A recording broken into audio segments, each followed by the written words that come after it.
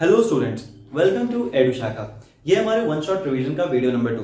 इससे पहले वाले वीडियो हमने क्लास 10 साइंस के चैप्टर 1 का रिवीजन किया था। आज के इस वीडियो में करने वाले हैं साइंस के चैप्टर 2 का रिवीजन, जो कि है एसिड, बेसिस और साल्ट या फिर अम्ल, क्षारक और लवण। सबसे बात करें एसिड और बेसिस या अम्ल और क्षारक होते क्या हैं, तो acids are those substance which are sour in taste and bases are those substance which are bitter in taste. अम्ल वो चीजें होती हैं जो स्वाद में खट्टा होता है और क्षारक वो चीजें होती हैं जो स्वाद में कड़वा होता है। अब किसी भी चीज को हम टेस्ट करके तो पता नहीं, मान लो जो एसिड्स होते हैं वो हानिकारक भी होते हैं, तो खाली उनको स्वाद के अनुसार तो पता नहीं कर सकते हैं। तो इनको पता करने के लिए हम कुछ अन्य चीजों का इस्तेमाल करते हैं, जिसको कहते हैं इंडिकेटर या सूचक। तो इंडिकेटर्स क्या है? तो indicators are those substance which are used to identify whether a given substance is acid और बेस। सूचक वो चीजें होती हैं जिनके द्वारा हम पता करते हैं कि जो दिया हुआ चीज है वो अम्ल है या क्षारक है। तो उसको पता करने के लिए हम सूचक या इंडिकेटर्स का इस्तेमाल करते हैं। सूचक या इंडिकेटर्स दो तरीके के होते हैं, एक होता है नेचुरल प्राकृतिक और एक होता है आर्टिफिशियल, जो मानव के द्वारा निर्मित है, जो रसायन के द्वारा जो है संश्लेषित किया जा रहा है। जो नेचुरल इंडिकेटर्स होते हैं ये अपने रंग या फिर अपना जो है गंध, इन सबको बदल के हमें बताते हैं कि एसिड है बेस है। इसी तरीके से जो आर्टिफिशियल होता है उसमें भी जो है रंग परिवर्तन देखने को मिलता है, और रंग परिवर्तन के द्वारा जो पता चलता है कि कोई भी चीज एसिड है या बेस है। जैसे कुछ इंडिकेटर्स की बात करें, लिटमस। लिटमस जो एक नेचुरल इंडिकेटर होता है और ये पाया जाता है लिचन से। लिचन्स क्या होता है? जब एल्गी और फंजाई दोनों साथ में रहते हैं तो दोनों के एसोसिएशन के, दोनों के ग्रुप को, एल्गी और फंजाई के ग्रुप को जो है लिचन्स कहा जाता है या काई कहते हैं, और इसी से निकाला जाता है लिटमस सोल्यूशन। जो लिटमस सोल्यूशन होता है, लिटमस विलेन, ये बैंगनी रंग का होता है और इससे बनाया जाता है लिटमस पेपर। लिटमस पेपर दो रंग में पाया जाता है, एक है रेड और एक है ब्लू। अगर हम एसिड में रेड कलर डुबोते हैं तो एसिड भी खतरनाक होता है, रेड कलर भी खतरनाक है। तो एसिड में अगर खतरा खतरा मिलेगा तो मिलने कोई फर्क नहीं पड़ने वाला है। तो एसिड में जब रेड कलर डुबाएंगे तो कोई फर्क नहीं पड़ेगा। एसिड में जब ब्लू कलर डुबाएंगे तो ब्लू रेड में परिवर्तित हो जाएगा। तो acid change blue litmus to red. इसी तरीके से बात किया जाए अगर बेसिस के बारे में, तो बेस में अगर हम ब्लू कलर डुबाते हैं तो कोई फर्क नहीं पड़ेगा। वहीं अगर बेस में हम रेड कलर डुबाएंगे तो रेड चेंज रहेगा ब्लू में। तो basis changes red litmus into blue. तो ये परिवर्तन हमें देखने को मिलता है। इसी तरीके से जो हिबिस्कस होता है, गुड़हल का फूल, इसका जो रस है वो भी इंडिकेटर काम करता है। पेट्यूनिया हो गया, हाइड्रेंजिया हो गया, इन सब के जो फूलों के रस होते हैं इसका भी इस्तेमाल इंडिकेटर के रूप में किया जाता है। जैसे कि हिबिस्कस या गुड़हल की बात करें तो इसमें क्या होता है, इसका जो रस होता है जब इसको एसिड के साथ मिलाएंगे तो वो पिंक या मैजेंटा कलर में परिवर्तित हो जाएगा, चेंज हो जाएगा। वहीं हिबिस्कस के रस को अगर हम बेस के साथ या क्षारक के साथ मिलाते हैं तो वो हरा कलर में परिवर्तित हो जाएगा। तो इस तरीके से ये रंग बदलता है। कुछ इंडिकेटर्स वैसे होते हैं जो अपना गंध बदल देते हैं, और वैसे इंडिकेटर्स जो एसिड या बेस में अपना गंध बदल देते हैं उसको हम कहते हैं गंधीय सूचक या ऑल्फैक्टरी इंडिकेटर्स। तो ऑल्फैक्टरी इंडिकेटर्स वो इंडिकेटर्स होते हैं जो अपना स्मेल चेंज कर देते हैं एसिड या बेस मीडियम में। जैसे कि बात करें क्लोव, लौंग हो गया, वैनिला हो गया, ऑनियन, प्याज हो गया, तो ये सब जो है अपना गंध बदल देता है। आमतौर पे एसिडिक मीडियम में, अम्लीय माध्यम में इनका गंध नहीं बदलता है, लेकिन जब क्षारकीय माध्यम में इनको रिएक्ट करवाएंगे या क्षारकीय माध्यम में इनको रखेंगे, डालेंगे बेसिक मीडियम में, तो इनका जो गंध है वो गायब हो जाता है। तो वैसे इंडिकेटर्स जो कि गंध के द्वारा बताते हैं कि एसिड है बेस है, उसको गंधीय सूचक या फिर ऑल्फैक्टरी इंडिकेटर्स कहते हैं। इसी तरीके से बात करें कुछ आर्टिफिशियल इंडिकेटर्स के बारे में, तो फेनोल्फेथलीन। फेनोल्फेथलीन की बात करें तो ये जो है ना, ये एसिडिक सॉल्यूशन होता है और कलरलेस होता है। तो जब इसको एसिड के साथ रिएक्ट करवाते हैं तो इसमें कोई बदलाव हमें देखने को नहीं मिल रहा है, कलरलेस का कलरलेस ही है, रंगहीन। लेकिन वहीं जब फेनोल्फेथलीन को बेसिक मीडियम में रिएक्ट करवाते हैं तो ये जो है पिंक में परिवर्तित हो जाता है। इसी तरीके से मेथिल ऑरेंज, नाम में ही ऑरेंज है तो मेथिल ऑरेंज ऑरेंज कलर का होता है। जब इसको एसिड के साथ रिएक्ट करवाते हैं तो लाल कलर में परिवर्तित हो जाता है। वहीं मेथिल ऑरेंज को जब बेस के साथ रिएक्ट करवाते हैं तो ये येलो कलर में परिवर्तित हो जाता है। तो ये देखने को मिल रहा है। उसके अलावा बात किया जाए जो एसिड्स होते हैं, नॉर्मली इनको जब पानी में डुबाया जाता है तो ये क्या करते हैं, तो पानी में घुलाने पर ये टूट जाते हैं और हमको H+ आयन देते हैं। वहीं अगर हम बेस की बात करें या क्षारक की बात करें तो क्षारक को जब पानी में घुलाते हैं तो ये जो हमें OH आयन देता है। तो इस तरीके से एसिड्स जो है हम बोल सकते हैं कि एसिड में H+ आयन होता है और बेसिस में जो है OH- आयन होता है। आइए देखते हैं कि एसिड और बेस दूसरी चीजों के साथ किस तरीके से रिएक्ट करता है। जैसे कि सबसे पहले अगर हम रिएक्शन की बात करें तो जो अम्ल है ये धातु के साथ कैसे रिएक्ट करता है, तो मान लीजिए एसिड और धातु मेटल जब रिएक्ट करता है तो ये बनाता है सॉल्ट और साथ ही साथ जो है हाइड्रोजन गैस इस प्रक्रिया में निकलता हुआ दिखाई देगा। तो जैसे कि एसिड मान लो HCl है, तो HCl को किसी मेटल सोडियम के साथ अगर रिएक्ट करवा रहे हैं तो ये बना लेता है NaCl जो कि एक सॉल्ट लवण, और साथ ही साथ जो है हाइड्रोजन गैस यहाँ पे उत्सर्जित होता हुआ निकलता हुआ दिखाई देता है। यहाँ पे जो एक आम सवाल पूछता है मेनली, एक तो पूछता है कि अगर हम एसिड को मेटल के साथ लेकर कौन सा गैस निकलेगा और इस गैस को पहचान कह सकते हैं, तो कौन सा गैस निकल रहा है, तो यहाँ निकल रहा है हाइड्रोजन गैस। और इसको पहचानने का तरीका क्या होता है, जब माचिस लेके जाएंगे, जला हुआ माचिस के पास लेके जाएंगे तो ये आग के साथ जो पटपट करके जो बजने लगता है, तो पॉप साउंड के साथ ही बर्न करता है। तो इस तरीके से पहचान सकते हैं कि जो गैस है वो हाइड्रोजन गैस है। इसी तरीके से अगर हम एसिड को, अम्ल को जो है रिएक्ट करवाते हैं मेटल कार्बोनेट,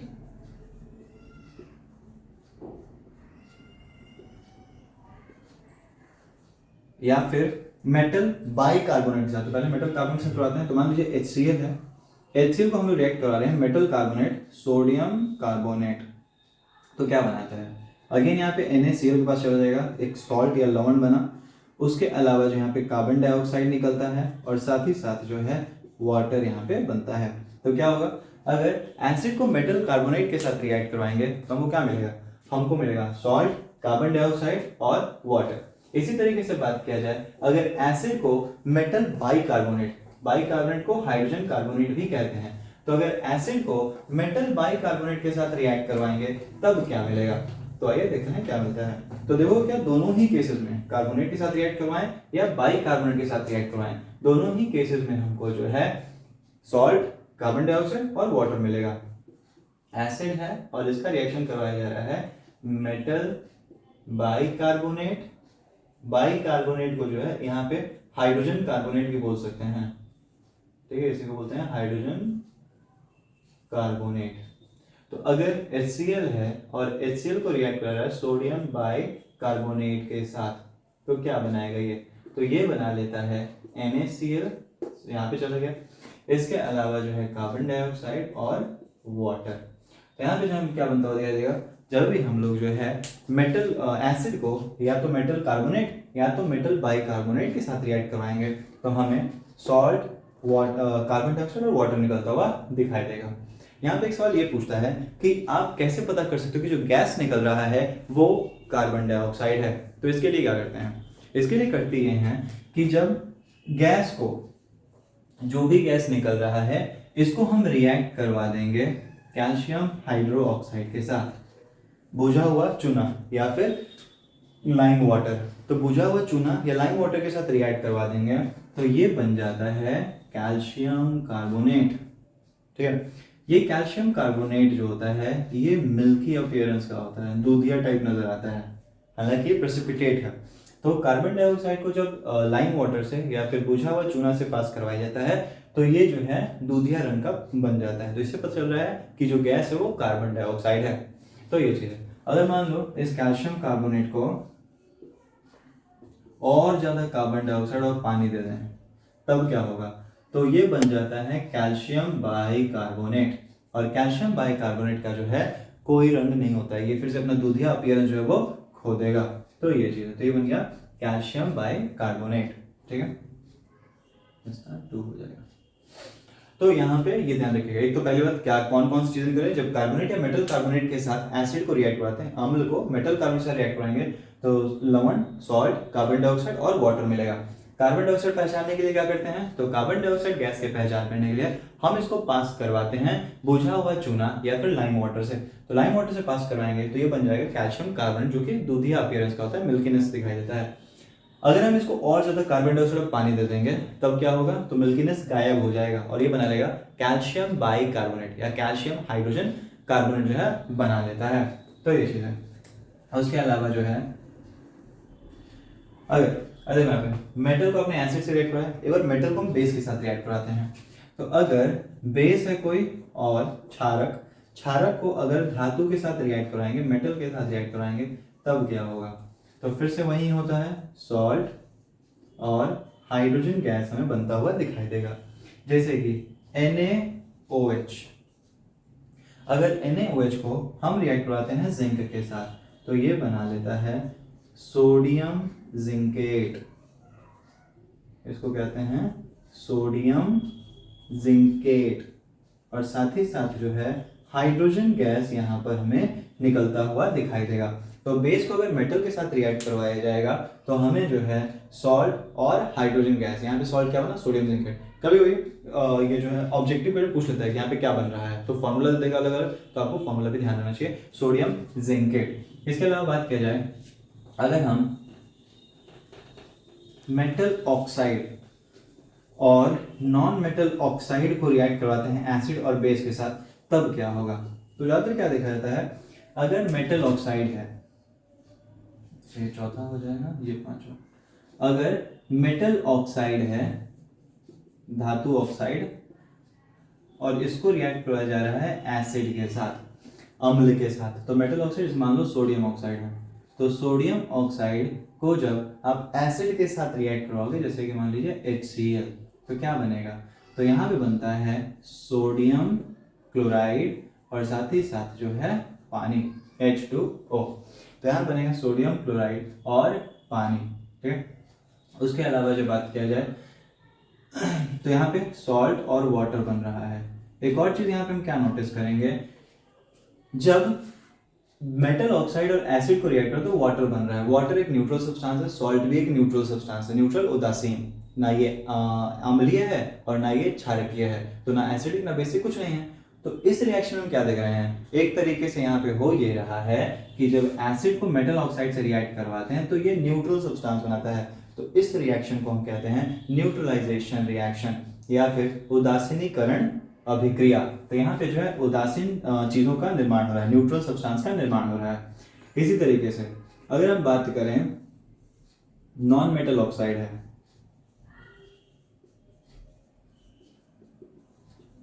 अगर हम इसको रिएक्ट करवाते हैं बेस के साथ तो क्या होता है, तो नॉन मेटल ऑक्साइड जैसे कि कार्बन डाइऑक्साइड, कार्बन डाइऑक्साइड को अगर आप रिएक्ट करवा रहे हो सोडियम हाइड्रोक्साइड से, तो क्या होता है, तो ये बना लेता है सोडियम कार्बोनेट और साथ ही साथ जो है पानी।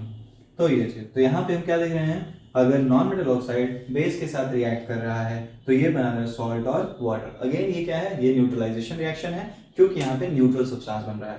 तो हम कह सकते हैं यहाँ से कि जो मेटालिक ऑक्साइड होता है, जो धात्विक ऑक्साइड है, वो अम्ल के साथ अभिक्रिया करता है। बेस के साथ में आपको रिएक्शन देखने को नहीं मिलेगा।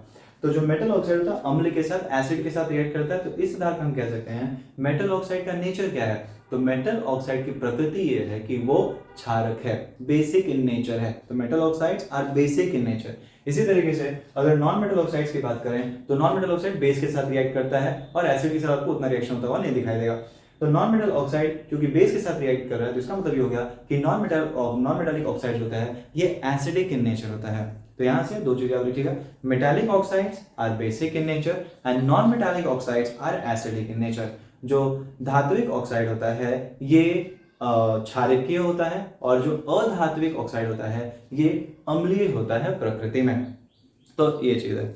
इसको देखते हैं न्यूट्रलाइजेशन रिएक्शन। क्या होता है न्यूट्रलाइजेशन रिएक्शन या उदासीनीकरण अभिक्रिया। तो न्यूट्रलाइजेशन रिएक्शन की बात करें तो अभी हमने देखा क्या, न्यूट्रलाइजेशन रिएक्शन में एसिड और बेस आपस में रिएक्ट करता है। तो जब एसिड और बेस आपस में रिएक्ट करता है तो बनाता है सॉल्ट, लवण और पानी। जैसे कि HCl है, HCl अगर हम NaOH के साथ रिएक्ट करवा देंगे तो क्या होगा, तो NaCl के पास चला गया, NaCl लवण या सॉल्ट बन गया, उसके अलावा जो है पानी बन गया। तो ये रिएक्शन यहाँ पे एसिड बेस रिएक्ट करके सॉल्ट और वाटर बनाता है, इसको कहते हैं हम लोग जो है न्यूट्रलाइजेशन रिएक्शन।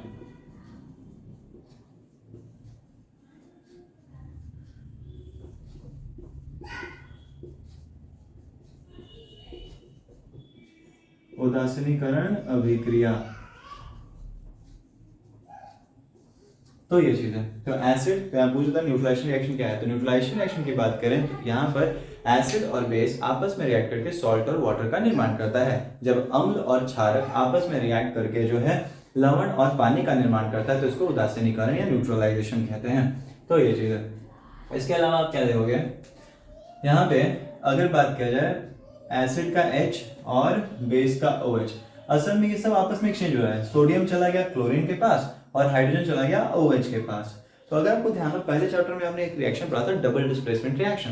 तो यहाँ पे असल में हो क्या रहा है, यहाँ पे हो ये रहा है कि इसका पॉजिटिव नेगेटिव, इसका पॉजिटिव नेगेटिव, तो इसका जो पॉजिटिव है वो इसके नेगेटिव के पास चला गया और इसका जो पॉजिटिव है वो इसके नेगेटिव के पास आ गया। तो दोनों ने एक दूसरे के आयंस को एक्सचेंज कर लिया है, अदला बदली हो गया है आयंस का। तो इस चीज को बोलते हैं हम लोग जो है डबल डिस्प्लेसमेंट रिएक्शन। तो अभी आपको बताया था डबल डिस्प्लेसमेंट रिएक्शन में क्या हो रहा है, न्यूट्रलाइजेशन उसका एग्जांपल है। उदासीनीकरण जो भी क्रिया है वो भी डबल डिस्प्लेसमेंट या द्विविस्थापन का जो है उदाहरण है। तो ये हो गया मेनली जो है एसिड बेसिस आपस में किस तरीके से अन्य चीजों के साथ रिएक्ट करते हैं। इसी तरीके से अगर आप जो है एसिड को पानी में घुला रहे हो तो क्या होगा, जैसे कि HCl है, तो HCl को जब पानी में मिलाते हैं तो यहां पर हमको मिलता है H प्लस आयन, ये टूट जाता है, और साथ ही साथ Cl माइनस आयन। तो एसिड को पानी में डिसॉल्व करने, पानी में घुलाने पर ये जो H और Cl है ये दोनों टूट जाते हैं। तो H प्लस आयन और Cl माइनस आयन का निर्माण करता है। कैटायन और अनायन, घनायन और त्रिणायन का जो यहाँ पे निर्माण हो रहा है। अब देखो नॉर्मली क्या होता है कि H प्लस जो है ना वो स्थिर नहीं है, वो जो है रिएक्टिव है। तो H प्लस क्या करता है, H प्लस और पानी के साथ रिएक्ट करके बना लेता है हाइड्रोनियम आयन। तो यहाँ से हम क्या बोल सकते हैं, हम बोल सकते हैं जब HCl को पानी में डुबाते हैं तो बनता है हाइड्रोनियम आयन और क्लोराइड। तो HCl को पानी में डिसॉल्व करने पर हाइड्रोनियम आयन और क्लोराइड आयन जो हमें मिलता हुआ नजर आएगा। इसी तरीके से अगर बात की जाए बेस, तो बेस को जब घुलाते हैं तो हमको मिलता है, जैसे मान लो NaOH है, तो NaOH को जब पानी में डिसॉल्व करेंगे तो क्या मिलेगा हमें,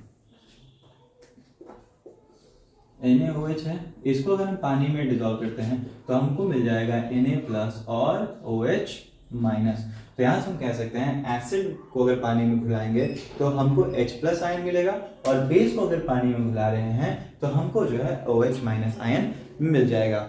अब सवाल ये उठता है कि क्या हर एक एसिड को अगर हम पानी में डुबा रहे हैं तो वो एक समान टूटेगा? इसी तरीके से अगर हर एक बेस को हम पानी में डुबा रहे हैं तो क्या वो एक समान टूटेगा?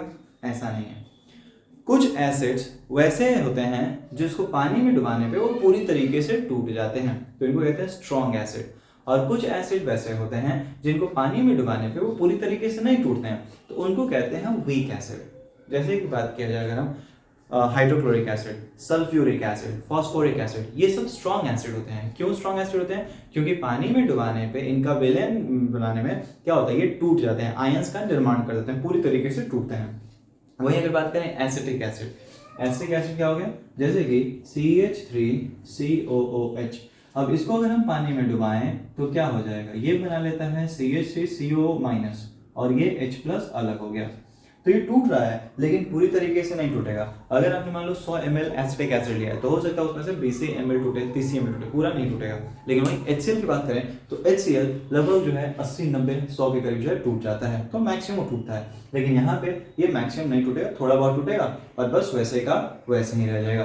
तो जो कंप्लीट डिसोशिएट कर जाता है, पूरी तरीके से टूट जाता है, उसको बोलते हैं स्ट्रॉन्ग एसिड, और जो थोड़ा बहुत टूटता है उसको बोलते हैं हम लोग जो है वीक एसिड। इसी तरीके से अगर बेस की बात करें तो बेस को अगर पानी में मिलाने पे अगर कंप्लीटली डिसोशिएट हो जा रहा है, पूरी तरीके से टूट जा रहा है, तो वो है स्ट्रॉन्ग बेस, और अगर पूरी तरीके से नहीं टूट रहा है तो वो है वीक बेस। जैसे कि NaOH, पोटेशियम हाइड्रोक्साइड, ये सब जो होता है स्ट्रॉन्ग बेस होता है। NaOH, sodium hydroxide, potassium hydroxide, ये सब जो होते हैं स्ट्रॉन्ग बेसिस होते हैं। और वहीं जो पूरी तरीके से नहीं टूटे, जैसे कि अमोनियम हाइड्रोक्साइड, तो ये पूरी तरीके से नहीं टूटता है, तो अमोनियम हाइड्रोक्साइड वीक बेस हो गया। अमोनियम हाइड्रोक्साइड NH4OH, तो ये जो हो जाता है ये वीक बेस हो जाता है। तो ये चीज है। अब देखिए इस एसिड और बेस के जो हम स्ट्रॉन्ग और बेस की बात करें, कैसे पता चलेगा कि कौन सा एसिड स्ट्रॉन्ग है, कौन सा एसिड बेस है? तो इसको पता करने के लिए हम क्या करेंगे, तो यहाँ पे एक और चीज आपसे पूछा जा सकता है, क्या सवाल जो बनता है मेरे लिए, जब हम एसिड को पानी मिला रहे हैं तो क्या हम एसिड को पानी में मिलाएं या पानी को एसिड में मिलाएं? ठीक है, दो तरह से बनता है सवाल एक तरह से। अगर मान लो ये है पानी, तो क्या हम इसमें एसिड डाल देंगे, या फिर अगर ये है एसिड तो क्या हम इसमें पानी डाल देंगे, वाटर। तो ध्यान रखिए, कभी भी हम एसिड में पानी नहीं डालते हैं। अगर एसिड है तो ऊपर से उसमें पानी नहीं डालेंगे। क्यों? अगर हम पानी में एसिड को डालते हैं तो ये जो रिएक्शन होता है ये हाईली एक्सोथर्मिक होता है, ऊष्माक्षेपी अभिक्रिया है ये, और इसमें बहुत ज्यादा जो ऊर्जा प्रवाहित होता है, ऊर्जा निकलता है, जिसकी वजह से हो सकता है जो एसिड है वो छलक कर ऊपर आए और देहांत पे गिर जाए। तो इसीलिए कभी भी जो है हम लोग पानी को एसिड में नहीं मिलाते हैं, क्योंकि ये रिएक्शन हाईली एक्सोथर्मिक है और यहाँ पे चांसेस हैं एक्सीडेंट वगैरह होने के। लेकिन वही बात करें अगर हम पानी है और एसिड मिला रहे हैं, ध्यान रखें हम हमेशा ही एसिड इन वाटर करते हैं, एसिड को पानी में मिलाते हैं। यहां पर भी एनर्जी रिलीज होता है, बट यहां पर क्या होता है, यहाँ पे कम कम एनर्जी रिलीज होता जाएगा और इसको लगातार चलाते रहा जाता है। तो इसलिए चलाते रहने से क्या हो रहा है कि जितना एनर्जी निकल रहा है उतना जल्दी वो खत्म भी होता चला जाएगा। तो इसलिए जब भी हम मिलाएंगे, दोनों को मिला रहे हैं, तो इसको हम क्या बोलते हैं, तो इसको बोलते हैं एसिड इन वाटर, मतलब एसिड को पानी में मिलाना है, नहीं कि पानी को एसिड में मिलाना है। तो जब एसिड को पानी में मिलाया जाता है तो इसको बोलते हैं डाइल्यूशन, इसको बोलते हैं डाइल्यूशन या फिर तनुकरण। तो इसको बोलते हैं डाइल्यूशन या तनुकरण। मतलब क्या देखेंगे हम, तनुकरण का मतलब ये हो जाता है कि अगर हम एक यूनिट वॉल्यूम देखें, आयतन, इकाई आयतन में जो पार्टिकल्स की संख्या होगी उसमें कमी आने लग जाएगी। डाइल्यूशन का मतलब क्या होता है, डाइल्यूशन का मतलब होता है, मान लो पहले इतने में था, पानी था, तो इतने एक यूनिट वॉल्यूम में, एक यूनिट आयतन में मान लीजिए 5 मोल है पार्टिकल का, लेकिन जैसे ही आप इसमें पानी मिला रहे हैं तो क्या हो रहा है, तो पानी मिलाने पर होगा ये बेसिकली कि ये जो मोल्स हैं ये दूर होते चले जाएंगे, एक यूनिट वॉल्यूम में अब आपको मोल की संख्या कम नजर आएगी। तो इस तरीके से डाइल्यूशन या तनुकरण में जो मेनली क्या होता है, इसमें एक यूनिट में, एक इकाई में जो सांद्रता है वो कमी होने लग जाती है, कंसंट्रेशन में कमी होने लग जाएगी। तो ये चीज, तो इसको बोलते हैं तनुकरण। तो तनुकरण क्या होता है, तनुकरण का मतलब ये हो गया, या डाइल्यूशन का मतलब ये होता है जब हम किसी चीज में पानी ऐड करते हैं एक तरीके से, तो इसको डाइल्यूशन या तनुकरण कहते हैं। तो ये चीज है। अब देखते हैं कोई भी चीज कितना स्ट्रॉन्ग या कितना कमजोर है, ये कैसे पता करेंगे। तो इसके लिए जो है हम यूज करते हैं पीएच का। अब पीएच मान क्या है या पीएच क्या होता है, तो पीएच की बात करते हैं, एक जर्मन शब्द है प्रोटेंस, जिसका मतलब पावर, शक्ति। तो पीएच जो है बेसिकली प्रोटेंस शब्द से आया है, पावर या शक्ति ऑफ हाइड्रोजन। तो यहाँ पे ध्यान रखिए कि हम एसिड और बेस को मेनली हाइड्रोजन से कंपेयर करते हैं कि कितना हाइड्रोजन पानी में, मतलब एसिड या बेस है, पानी में मिलाया तो हाइड्रोजन, अगर एसिड स्ट्रॉन्ग एसिड होगा तो ज्यादा हाइड्रोजन मिलेगा, अगर वीक एसिड होगा तो कम हाइड्रोजन मिलेगा, और अगर बेस होगा तो और कम हाइड्रोजन मिलने वाला है। तो इस तरीके से हम देख सकते हैं कि हाइड्रोजन हमें कितना मिल रहा है, उसका कितना सांद्रता है एक्वस सॉल्यूशन में, कंसंट्रेशन कितना है, उस अनुसार कंपेयर कर लिया जाता है कि एसिड बेसिस का पीएच क्या है। ठीक है, तो पीएच क्या होता है बेसिकली, पावर ऑफ हाइड्रोजन या पोटेंस हाइड्रोजन इसको बोलते हैं, हाइड्रोजन की शक्ति। जितना ज्यादा हाइड्रोजन रहेगा उतना ज्यादा एसिडिक, जितना कम हाइड्रोजन होगा उतना कम एसिडिक। अब पीएच पेपर को मानने के लिए हमने क्या किया, पीएच पेपर एक बोल सकते हो यूनिवर्सल इंडिकेटर है। यूनिवर्सल इंडिकेटर मतलब सार्वत्रिक सूचक, ठीक है। और ये जो सूचक होता है ये बहुत सारे इंडिकेटर्स को मिला के बना हुआ है, और अलग अलग सोल्यूशन में जब डालते हैं इसको तो अलग अलग कलर ये दिखाता है। ज्यादा एसिडिक हो तो एकदम से डीप रेड दिखेगा, अगर कम एसिडिक है तो हल्का रेड, ऑरेंज या फिर येलो, और अगर मान लो न्यूट्रल है तो ग्रीन दिखेगा, और अगर बेसिक ज्यादा है, क्षारकीय ज्यादा है तो ये हमें ब्लू दिखेगा, और ज्यादा क्षारक है तो ये हमें वॉयलेट दिखेगा। तो इस तरीके से अपना रंग बदलते रहता है। तो पीएच पेपर जो है इसका जो मान होता है वैल्यू, ये 0 से लेकर जो है 14 तक रहता है। बीच में जो वैल्यू वो है 7, और 7 का मतलब होता है न्यूट्रल या फिर उदासीन। न्यूट्रल ना एसिडिक है ना बेसिक है, इसको उदासीन कहते हैं।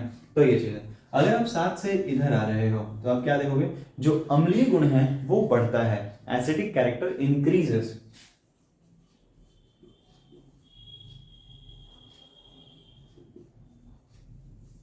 वहीं अगर हम इधर जा रहे हैं तो क्या देखेंगे, बेसिक कैरेक्टर इंक्रीजेस, क्षारकीय गुण जो है वो बढ़ने लगता है। मतलब अगर किसी चीज का पीएच है 5 और किसी चीज का पीएच है 2, तो अगर पूछा जाए ज्यादा एसिडिक कौन होगा, तो पीएच 2 जो है ज्यादा एसिडिक होता है पीएच 5 की तुलना में, क्योंकि इधर जितना रहेगा उतना ज्यादा एसिडिक। तो जितना कम पीएच का जो वैल्यू है जितना कम रहेगा, एसिडिक नेचर उतना ज्यादा, पीएच का मान जितना कम अम्लीय गुण उतना ज्यादा। इसी तरीके से पीएच का मान जितना अधिक रहेगा, एसिडिक गुण उतना ही कम रहेगा, अम्लीय गुण उतना ही कम रहेगा। बेस के लिए उल्टा होता है, पीएच जितना ज्यादा बेसिक कैरेक्टर उतना ज्यादा, पीएच जितना कम बेसिक कैरेक्टर उतना ही कम, क्षारकीय गुण उतना ही कम जाएगा। तो इस तरीके से पीएच वैल्यू के द्वारा हम निकाल सकते हैं।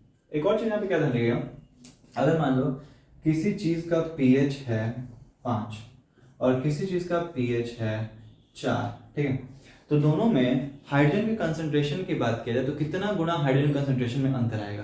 तो ध्यान रखिए एक एक पीएच बढ़ने या घटने से 10 गुना कमी या बढ़ोतरी होती है। जैसे कि मान लो किसी का पीएच 5 है, किसी का पीएच 4 है, तो यहाँ बोला जाए कि 4 वाला जो पीएच है वो एसिडिक गुण में कितना स्ट्रॉन्ग है, कितना ज्यादा जो है और ज्यादा स्ट्रॉन्ग है।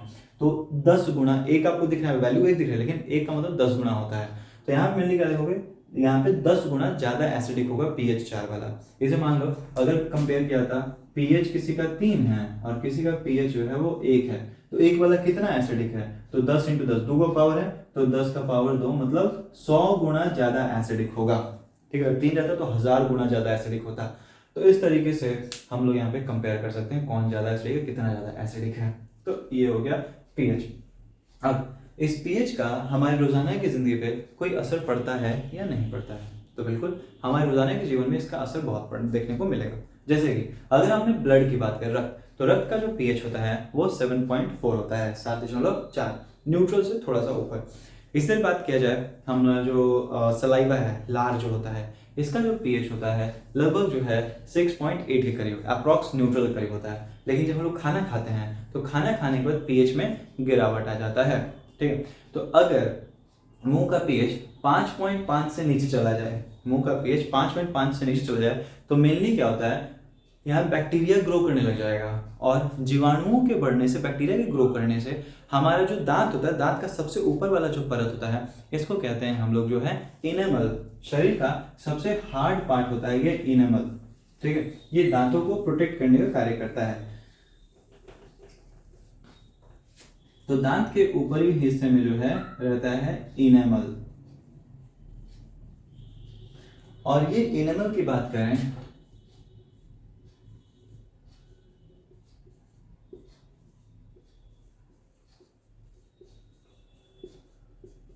तो ये बना हुआ है कैल्शियम हाइड्रोक्सी एपेटाइट से। अब ये जो इनेमल होता है ये सबसे हार्ड पार्ट होता है, लेकिन अगर मुंह में जो पीएच है वो 5.5 से नीचे चला गया तो बैक्टीरिया ग्रो करेगा, और वो बैक्टीरिया इस इनेमल को भी नष्ट करने लगता है, और इस तरीके से दांत खराब होने लगते हैं। तो इसलिए कहा जाता है खाने के बाद जो है हमें जो मुंह है वो अच्छे से धो लेना चाहिए, ताकि बैक्टीरिया ग्रो ना कर पाए और ये जो एसिडिक नेचर हो रहा है मुंह का वो कम हो जाए। मेनली एसिडिक नेचर होता है कैसे, जैसे कुछ खा रहे हैं, मीठा चीज वगैरह कुछ भी, तो अगर वो रह गया, साफ नहीं किया गया, तो उस मीठे चीज पे जो है बैक्टीरिया ग्रो करेगा, और वो बैक्टीरिया बढ़ते जाएगा, अपनी तादाद बढ़ाएगा, और उस मीठे चीज को, जो भी शुगर सब्सटेंस है, उसको तोड़ने की कोशिश करेगा, और तोड़ेगा तो एसिड रिलीज करता है, और यही एसिड माउथ के पीएच को कम कर देती है। और जब माउथ का पीएच कम हो जाएगा तो ये जो इनामल है ये भी कमजोर पड़ जाएगा, और ये नष्ट हो जाएगा, तो दांत भी खराब होने लगते हैं। तो इसलिए माउथ का जो पीएच है वो 5.5 से नीचे नहीं जाना चाहिए। इस तरीके से वर्षा, बारिश जो होता है, तो बारिश की बात करें तो नॉर्मली बारिश में हम लोग नहाते वाते तो कोई फर्क नहीं पड़ता है, क्यों, नॉर्मल पानी है। लेकिन अगर बारिश में सल्फर और नाइट्रोजन, इन दोनों के ऑक्साइड्स मिल जाएं, जैसे कि बात किया जाए मेनली सल्फर है, तो सल्फर ऑक्सीजन से रिएक्ट करेगा तो सल्फर डाइऑक्साइड बना लेगा, ये और ऑक्सीजन से रिएक्ट करेगा ट्राइऑक्साइड बना ले रहा है, और फिर यही सल्फर ट्राइऑक्साइड अगर पानी में मिल जाएगा ना तो ये बना लेगा सल्फ्यूरिक एसिड। इसी तरीके से नाइट्रोजन, नाइट्रिक ऑक्साइड, और फिर वो पानी में मिल जाएगा, तो नाइट्रिक ऑक्साइड जब पानी में मिल जाएगा, नाइट्रोजन डाइऑक्साइड, तो ये बना लेता है नाइट्रिक एसिड। इसको sulphuric acid, H2SO4 sulphuric acid, HNO3 nitric acid. तो इसकी बात करें बेसिकली तो हम क्या देखेंगे, ये जब पानी में मिल जाता है तो पानी को एसिडिक बना लेता है। अगर रेन वाटर का पीएच भी 5.5 से नीचे आ जाए तब उसको कहते हैं एसिडिक रेन, अम्लीय वर्षा। और ये एसिडिक रेन हमारे शरीर के लिए, जानवरों के लिए, जो मॉन्यूमेंट्स होते हैं ताजमहल वगैरह ये सब, इन सब के लिए नुकसानदायक, पौधों के लिए नुकसानदायक। तो एसिडिक रेन कहीं ना कहीं नुकसानदायक है हमारे लिए। इस तरीके से मिट्टी का जो पीएच होता है, जो प्लांट्स होते हैं ये भी नॉर्मल ऐसा मिट्टी में उगते हैं जिसका पीएच नॉर्मल रहे। लेकिन अगर मान लो ज़्यादा एसिडिक हो जाए, ज़्यादा बेसिक हो जाए, कैसे? हम लोग इतना सारा जो खाद्य पदार्थ यूज़ कर रहे हैं, फर्टिलाइजर्स का इस्तेमाल कर रहे हैं, उसके चलते जो मिट्टी है वो भी जो है कहीं ना कहीं अपना पीएच बदल रही है। मतलब बदल क्या रही है, हम लोग मिलाए जा रहे हैं तो उसका पीएच बदल रहा है।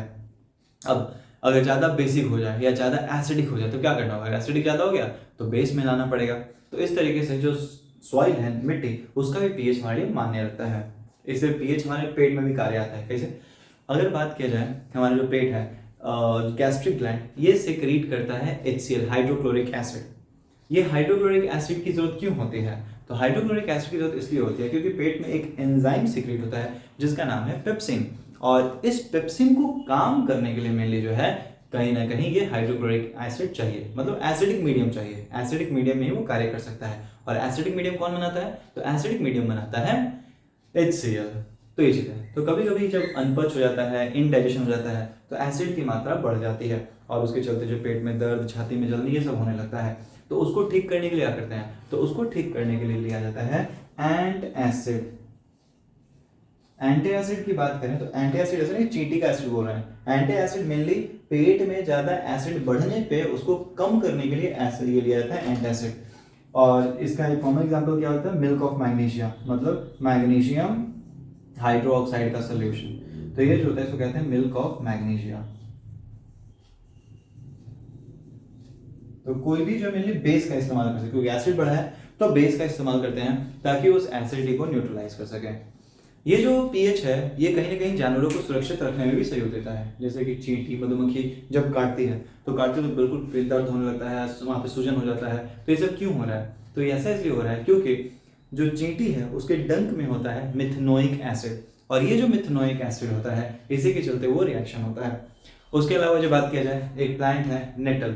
नेटल जो होता है, इसके जो पत्ते होते हैं ना उस पर छोटे छोटे बाल की तरह स्ट्रक्चर होते हैं, संरचनाएं होती हैं, और ये भी अपने आप को बचाने के लिए क्या करता है, ये जो बाल की तरह संरचना है उसको चुबो देती हैं, और चुबोती हैं तो डाल देती हैं मिथनोइक एसिड। तो मिथनोइक एसिड से के द्वारा जो है ये खुद को सुरक्षित कर रही हैं। तो अगर हमें उसे ठीक करना तो क्या कर सकते हैं? तो क्योंकि वो अम्ल है तो उसको ठीक करने के लिए हम किसी क्षारक या बेस का इस्तेमाल जो है कर सकते हैं। तो ये हो गया मेनली पीएच का इस्तेमाल हमारे रोजाना के जीवन में, जो कि हमारे लिए जरूरी होता है पीएच वगैरह की जानकारी। चलिए आगे बढ़ते हैं।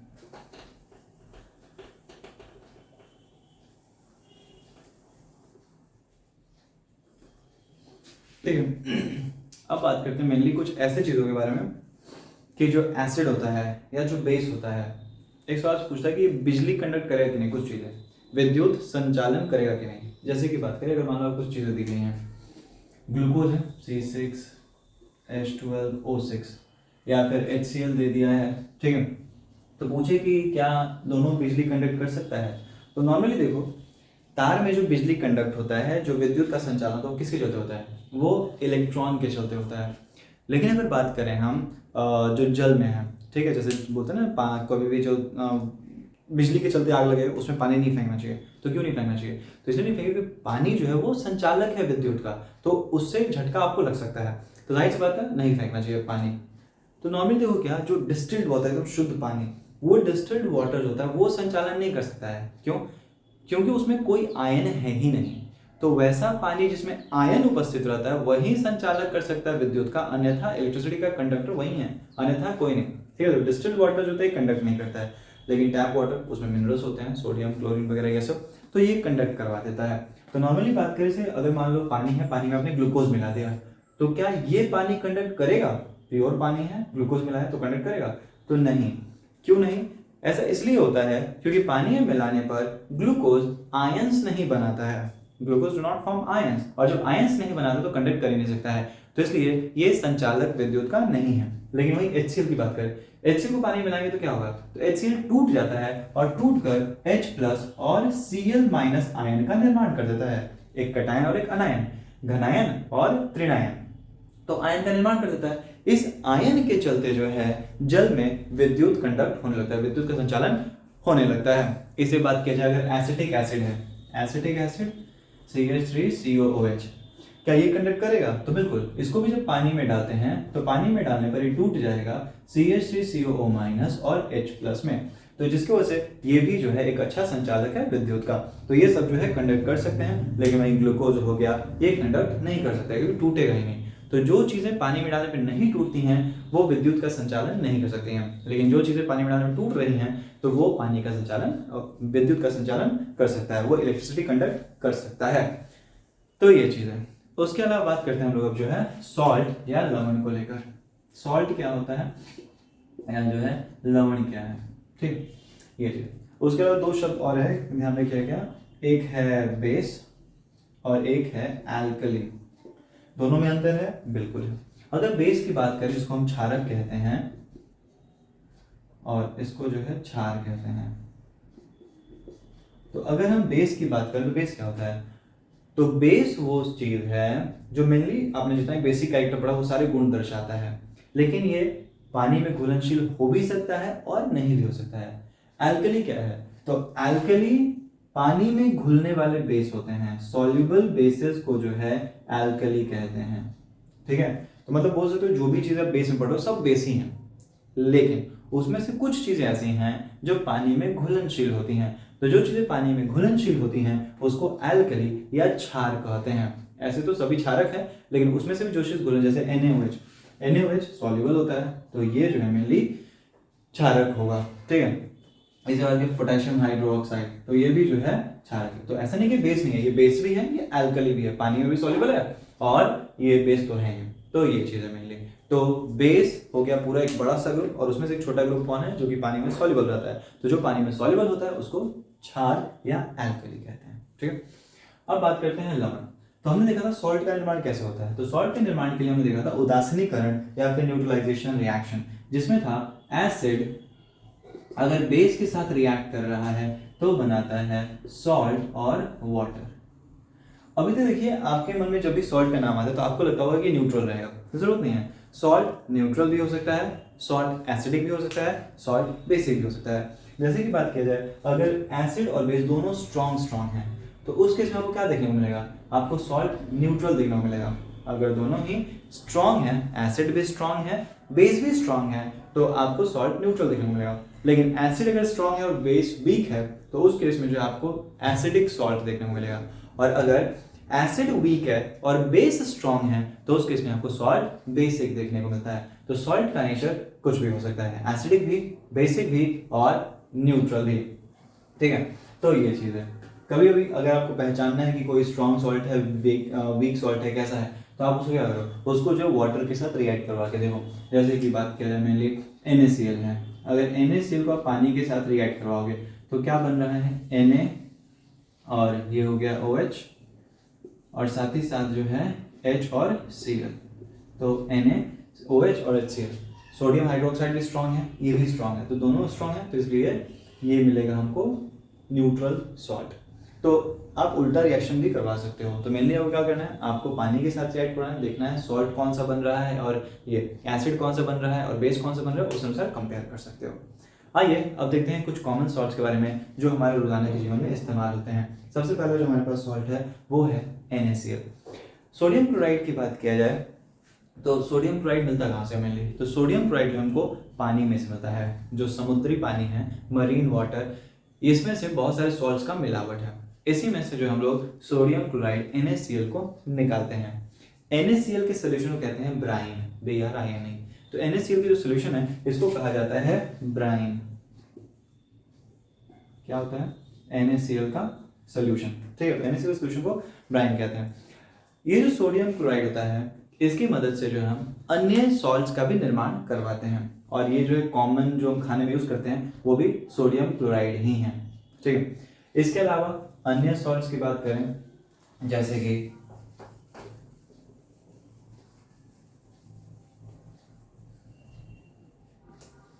एक होता है कॉस्टिक सोडा। कॉस्टिक सोडा होता है NaOH। कॉस्टिक सोडा होता है NaOH। ये सोडियम हाइड्रोक्साइड जो है इसको कैसे बनाया जाता है? तो इसको बनाया जाता है बाय द प्रोसेस जिसको कहते हैं क्लोर एल्कली प्रोसेस, क्लोर क्षार विधि। अभी क्लोर क्षार विधि या क्लोर एल्कली प्रोसेस क्या है? तो क्लोर एल्कली प्रोसेस की बात करें, इसमें क्या करते हैं, इसमें हम लोगों ने ले लिया NaCl का सोल्यूशन, मतलब NaCl और पानी को मिला दिया, ठीक है, दो को इसमें रॉड डाल दिया, ग्राफाइट वगैरह के दो जो है रॉड इसमें डाल दिए गए, दोनों रॉड को जोड़ दिया गया बैटरी से, एक जगह स्विच दे दिया गया होगा और इसको इधर जोड़ दिया गया, ठीक। अब जैसे ही बिजली पास करेंगे, ये पॉजिटिव ये नेगेटिव, छोटा वाला नेगेटिव होता है, बड़ा वाला पॉजिटिव होता है, तो ये पॉजिटिव ये नेगेटिव। जो पॉजिटिव इलेक्ट्रोड है, रॉड को इलेक्ट्रोड कहते हैं, तो जो पॉजिटिव इलेक्ट्रोड होता है इसको एनोड कहा जाता है, और जो नेगेटिव इलेक्ट्रोड होता है इसको कैथोड कहते हैं, ठीक है। यहाँ पर सोल्यूशन में क्या होगा, विलयन में क्या होगा, विलयन में होगा ये कि NaCl और पानी सब टूटेगा, NaCl टूटा तो बनाया Na और Cl, पानी टूटेगा तो बनाएगा H और OH, positive negative positive negative. तो NaCl टूटा Na प्लस Cl माइनस, पानी टूटा H प्लस OH माइनस। अब होता है क्या है, जैसे बिजली देंगे तो जो पॉजिटिव चार्जेस हैं Na और H दोनों पॉजिटिव है, तो पॉजिटिव चार्जेस दौड़ेगा नेगेटिव के पास कैथोड की तरफ, और जो नेगेटिव चार्जेस हैं Cl और OH वो दौड़ता है पॉजिटिव इलेक्ट्रोड की तरफ, तो अपोजिट चार्जेस एक दूसरे की तरफ जाएंगे। तो इसमें Na भी दौड़ेगा OH भी दौड़ेगा, लेकिन होगा क्या, H जो है वो जाके डिपॉजिट हो जाता है, तो कैथोड में जो H प्लस है वो इलेक्ट्रॉन स्वीकारेगा और इलेक्ट्रॉन स्वीकार के लेकर बन जाएगा हाइड्रोजन। तो कैथोड पे आपको हाइड्रोजन गैस बनता हुआ दिखाई देगा, कहाँ पर, कैथोड पे। वहीं अगर बात करें एनोड को लेकर, तो एनोड पे क्या होगा, एनोड पे दौड़ेगा Cl और OH, इसमें जीतेगा Cl, तो Cl जाकर जीत जाता है, तो Cl माइनस ये क्या करेगा, इलेक्ट्रॉन रिलीज करेगा, माइनस मतलब इलेक्ट्रॉन दे देना, तो दो Cl दो इलेक्ट्रॉन देगा, बन जाएगा Cl2। तो एनोड पे आपको क्या मिलेगा, क्लोरीन बनता हुआ दिखाई देगा। अब सोल्यूशन में कौन कौन बच गया, सोल्यूशन में बना Na और OH, तो सोल्यूशन में Na और OH आपस में रिएक्ट कर जाएगा और बन जाएगा NaOH। इसी प्रक्रिया को वैद्युत अपघटन के द्वारा जो है, इलेक्ट्रोलाइसिस के द्वारा जो है हम NaOH का निर्माण करते हैं, इसी को बोलते हैं क्लोर एल्कली प्रोसेस। तो ये प्रोसेस इंपॉर्टेंट है, ध्यान रखिएगा, क्लोर एल्कली या फिर क्लोर क्षार विधि, जिसके द्वारा जो है NaOH को बनाया जाता है। यहाँ पे क्लोरीन का भी इस्तेमाल है, क्लोरीन जो बना इसको ब्लीचिंग पाउडर के रूप में या फिर ब्लीचिंग पाउडर के रूप में जो इस्तेमाल करते हैं, तो ये सब चीजें हैं। NaOH जो हो गया, इसका भी इस्तेमाल किया जाता है पेपर वगैरह इंडस्ट्रीज में, तो इन सब चीज़ों में जो है इसका इस्तेमाल किया जाता है। उसके अलावा कुछ अन्य सॉल्ट्स जो हैं,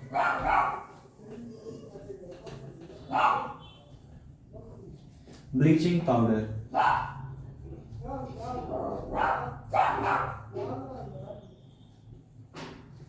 जिसको बोलते हैं कैल्शियम ऑक्सीक्लोराइड। ब्लीचिंग पाउडर की बात करें तो ब्लीचिंग पाउडर क्या करता है, तो ब्लीचिंग पाउडर करता ये है किसी भी चीज में से रंग उड़ाने का काम करता है, ठीक है, ये जो एक तरीके से कलर उड़ाने का काम करता है, कोई भी रंग वाला कपड़ा सफेद कर देगा, तो ये चीज है। अब ये बनता कैसे है, तो कैल्शियम हाइड्रोक्साइड है, इसको जब क्लोरीन के साथ रिएक्ट करवाते तो ये दे देता है कैल्शियम ऑक्सीक्लोराइड। इस कैल्शियम ऑक्सीक्लोराइड को कहते हैं ब्लीचिंग पाउडर। ध्यान रखिएगा कुछ चीज़ों का फॉर्मूला और उसका जो कॉमन नेम है याद होना चाहिए। तो ब्लीचिंग पाउडर क्या होता है, कैल्शियम ऑक्सीक्लोराइड होता है और इसका जो फॉर्मूला है CaOCl2, ठीक है। तो इसके अलावा जो है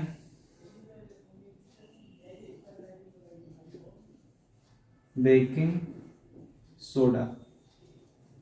बेकिंग सोडा क्या होता है, तो बेकिंग सोडा होता है सोडियम बाइकार्बोनेट। बेकिंग सोडा होता है सोडियम बाइकार्बोनेट, इसको पढ़ते हैं सोडियम बाइकार्बोनेट या फिर सोडियम हाइड्रोजन कार्बोनेट, ठीक।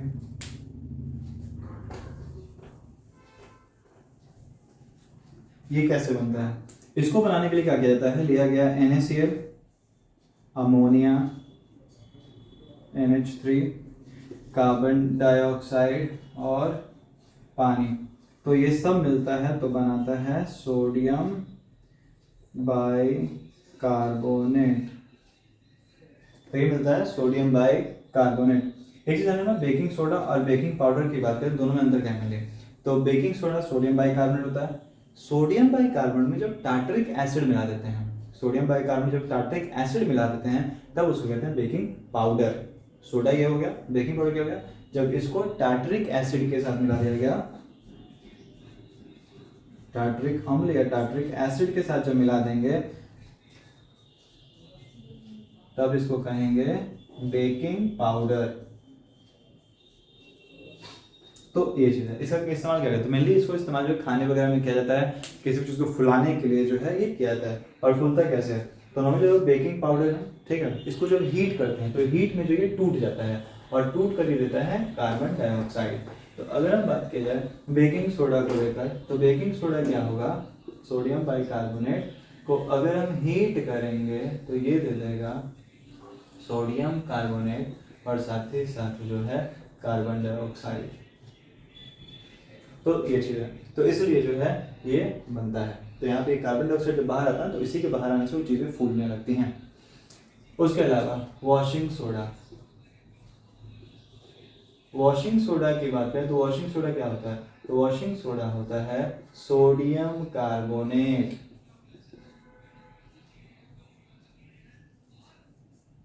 और ये कैसे बना? तो यहाँ पे मिला ही सोडियम कार्बोनेट।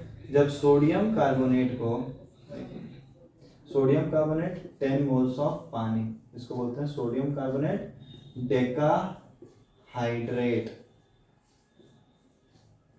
सोडियम कार्बोनेट जब 10 मोल पानी का है तो उसी को बोलते हैं डेकाहाइड्रेट। तो सोडियम कार्बोनेट है, सोडियम कार्बोनेट जब 10 मोल्स वाटर के साथ हीट करते हैं तब हमको मिल जाता है सोडियम कार्बोनेट इंटू 10 मोल्स पानी का। अच्छा, अगर मान लो यहाँ पानी मिल रहा है तो क्या ये गीला हो गया या आर्द्र हो गया? तो ऐसा नहीं है, वेट नहीं होगा मेरे लिए। ये पानी ज़्यादा कहाँ है? पानी ज़्यादा ही, जैसे कि जो सोडियम कार्बोनेट का क्रिस्टल मिला पत्थर, तो क्या होगा उसमें कहीं कहीं सोडियम कार्बोनेट के मोल्स, ये मॉलिक्यूल्स होंगे या फिर एटम्स होंगे। इन एटम के बीच में ये पानी फंस जाता है, इसको बोलते हैं वाटर ऑफ क्रिस्टलाइजेशन या फिर क्रिस्टलीकरण का पानी। तो ये जो वाटर ऑफ क्रिस्टलाइजेशन होता है क्या होता है? तो ये वो पानी है, ये वो वाटर है जो क्रिस्टल्स के अंदर फंसा हुआ है, ठीक है। तो ये चीज़ है, और इसी के चलते कहीं ना कहीं रंग वगैरह भी आता है। जैसे कि बात करें कॉपर सल्फेट, तो कॉपर सल्फेट में क्या होता है? कॉपर सल्फेट की बात करें तो इसमें वाटर ऑफ क्रिस्टलाइजेशन कितना होता है? तो कॉपर सल्फेट में 5 मोल वाटर ऑफ क्रिस्टलाइजेशन होता है और इसका कलर नीला होता है। वहीं फेरस सल्फेट की बात करें तो फेरस सल्फेट में 7 मोल वाटर ऑफ क्रिस्टलाइजेशन होता है, कलर जो इसका ग्रीन होता है। तो ये चीज़ है, इसका कलर व्हाइट होता है। तो इस तरीके से ये हो गया। तो वाटर ऑफ क्रिस्टलाइजेशन क्या होता है? तो वाटर ऑफ क्रिस्टलाइजेशन नहीं होता है उतने पानी के कारण number of water molecules which are present in the crystal of जो भी सब्सटेंस है उसके क्रिस्टल में जो उपस्थित है उसी को बोलते हैं वाटर ऑफ क्रिस्टलाइजेशन। तो ये चीज़ है। इसके अलावा यहाँ पे जो आखिरी आपके पास है वो है कॉपर सल्फेट, जिसको कहते हैं मेनली प्लास्टर ऑफ पेरिस। अब प्लास्टर ऑफ पेरिस की बात किया जाए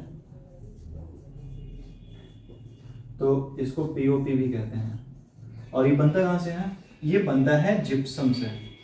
जिप्सम क्या होता है? तो जिप्सम होता है कैल्शियम सल्फेट और 2 मोल पानी का। अगेन ये वाटर ऑफ क्रिस्टलाइजेशन है।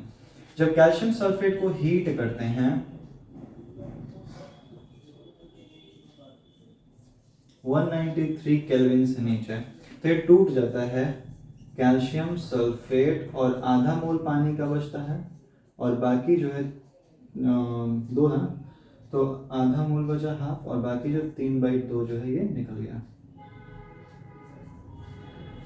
तो ये चीज़ है। तो इस तरीके से जो है हमें ये मिलता है। ये जो कैल्शियम सल्फेट और हेमीहाइड्रेट आधा है तो इसको हेमीहाइड्रेट बोलते हैं। तो ये जो मेरा नाम है हेमीहाइड्रेट, इसको बोला जाता है मेनली जिप्सम, ये POP plaster of Paris. Gypsum हो गया 2 मोल पानी वाला जिप्सम, और जब इसको हीट करते हैं तो 3/2 मोल पानी का चला गया, ओनली आधा मोल पानी का बचा, तो इसको कहते हैं प्लास्टर ऑफ पेरिस। और इसका मुख्य इस्तेमाल कहाँ होता है? तो इसका जो मुख्य इस्तेमाल है, जैसे प्लास्टर वगैरह जब हाथ या पैर में टूट जाता है तो प्लास्टर करते हैं। उसके अलावा जो बिल्डिंग्स वगैरह में, कंस्ट्रक्शन वगैरह में जो है इसका इस्तेमाल किया जाता है। तो ये पूरा जो है चैप्टर 2 का एक तरीके से समरी या रिविजन।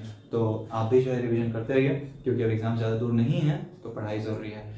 इसके बाद में जो है कुछ आपको क्वेश्चन दे देंगे, वो क्वेश्चन आप घर बनाइएगा ताकि आपको पता चल सके आपकी तैयारी कैसे चल रही है। आज के लिए इतना ही, धन्यवाद।